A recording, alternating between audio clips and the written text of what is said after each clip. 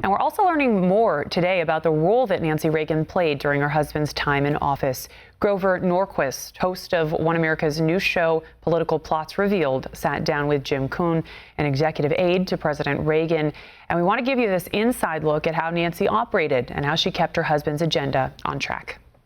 Jim Kuhn, we've been talking about the time you spent many days with President Reagan, day after day, working with him. Tell us about Nancy Reagan. As great of an honor as it is to be First Lady of the United States, I'm sure there were days for her where it was living hell. It was that difficult. She didn't come down and go into meetings in the Oval Office or the Cabinet Room and try to formulate policy, but she knew what the policy needed to be for Reagan, and sometimes domestic and foreign policy can stray, and she knew how to step in and get it back on track for Ronnie.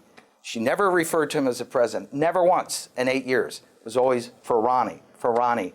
And when the policy got off track, she made changes. She fired a Secretary of State in El Hague.